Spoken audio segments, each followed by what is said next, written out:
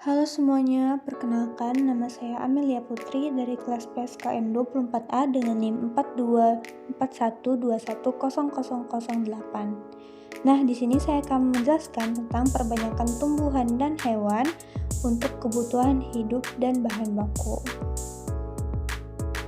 Sebelumnya, tahukah kamu lebih dari 70% kebutuhan hidup manusia selalu bergantung pada hasil dari tanaman dan hewan, seperti makanan, bahan pakaian, hingga obat-obatan. Nah, hal dasar seperti inilah yang mendukung perbanyakan tumbuhan dan hewan untuk kebutuhan hidup manusia. Nah, apa sih itu perbanyakan tanaman dan hewan? Nah, dari kata perbanyakan aja sudah jelas ya teman-teman. Itu adalah proses menciptakan individu baru untuk memenuhi kebutuhan. Nah, individu baru di sini adalah individu baru dari si tanaman dan hewan yang ingin kita buat individu barunya.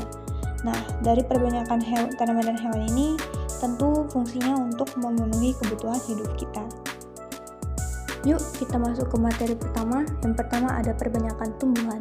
Nah, perbanyakan tumbuhan ini ada 3 cara, yakni secara generatif, vegetatif, dan kultur jaringan. Kita masuk ke jenis perbanyakan yang pertama, yaitu perbanyakan tumbuhan secara generatif.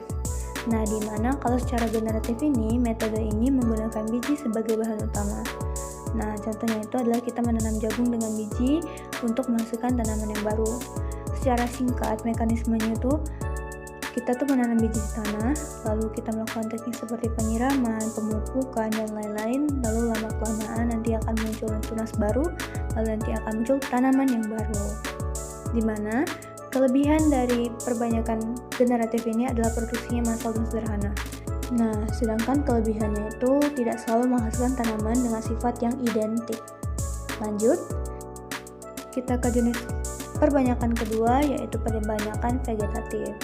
Nah, di sini tuh tumbuhan yang berkembang biak dengan cara vegetatif hanya menggunakan bagian dari tubuh satu induknya saja, di mana artinya itu berkembang biak tanpa melalui perkawinan.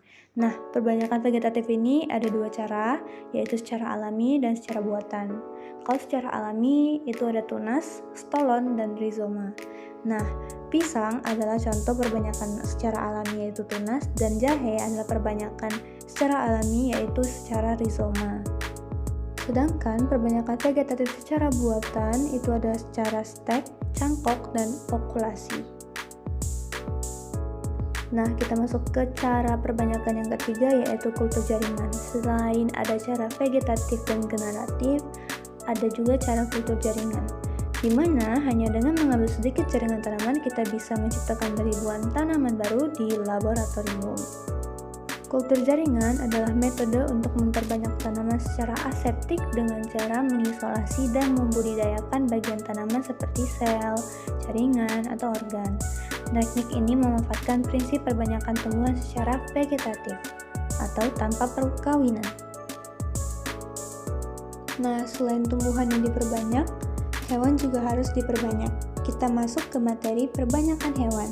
Perbanyakan hewan terdiri atas perkembangbiakan alami dan perkembangbiakan buatan.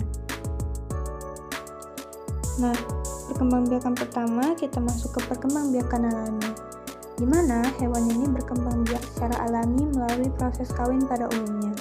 Contohnya itu seperti sapi yang melahirkan dan ayam yang bertelur. Nah, manusia mengembangbiakan hewan secara alami di peternakan. Biasanya hewan-hewan yang ada di peternakan itu sengaja di sana untuk diperbanyak karena kebutuhannya sangat tinggi. Nah, hampir sama halnya dengan tumbuhan, hewan juga dikembangbiakan melalui cara buatan, di mana perkembangbiakan secara buatan ini ada 3 cara yang biasanya dipakai oleh manusia untuk mengembangbiakan hewan-hewan tertentu. Yang pertama itu ada inseminasi buatan atau IB, di mana sperma hewan jantan unggul dimasukkan ke rahim betina. Contohnya itu seperti sapi perah dan kambing. Lalu ada transfer embrio, di mana embrio hasil pembuahan dipindah ke induk betina pengganti. Contohnya itu seperti sapi unggul. Lalu yang terakhir itu ada aquaculture, ini biasanya pada ikan ya. Prosesnya itu induk ikan dirangsang untuk bertelur, lalu dibenih, dirawat di kolam. Contohnya tuh budidaya ikan lele, nila, dan udang. Lalu kita masuk ke materi selanjutnya, yaitu hubungan perbanyakan dengan kebutuhan bahan baku. Di sini digambarkan dengan grafik yang terus meningkat. Kenapa? Karena jika semakin banyak permintaan kebutuhan dari manusia, maka bahan baku harus selalu diperbanyak.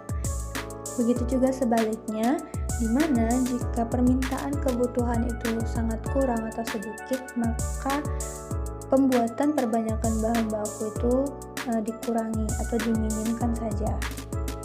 Nah, contoh hubungan perbanyakan dengan kebutuhan bahan baku ini ada pada kehidupan sehari-hari. Contohnya adalah kebutuhan beras di masyarakat. Nah, semakin meningkatnya kebutuhan beras di masyarakat, maka padi sebagai bahan mentahnya beras harus diperbanyak produksinya.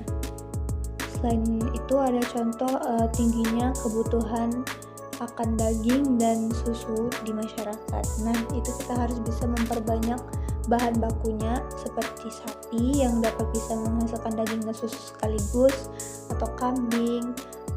Selain itu untuk mungkin hanya kebutuhan dagingnya saja itu bisa diperbanyak proses perbanyakan ikan atau ayamnya saja. Baik, kita masuk ke pembahasan terakhir, yaitu tantangan dan solusi dalam perbanyakan hewan dan tumbuhan sebagai bahan baku. Nah, tantangan dalam memperbanyak hewan dan tumbuhan sebagai bahan baku tuh ada pada serangan hama dan penyakit. Nah, kita untuk melakukan perbanyakan itu kan pasti ada tempatnya, seperti peternakan, perkebunan. Tak jarang kita saat melakukan proses peternakan dan perkebunan itu ada serangan hama dan penyakit. Lalu ada biaya perbanyakan buatan yang tinggi. Contohnya itu seperti ingin melakukan inseminasi buatan atau transfer embrio, itu dibutuhkan teknologi, alat-alat yang canggih, dan memakan biaya yang banyak untuk melakukan perbanyakan tersebut. Jangankan perbanyakan yang melakukan teknologi, bahkan perbanyakan yang alami saja tuh kadang membutuhkan biaya perawatan atau biaya produksi yang sangat tinggi.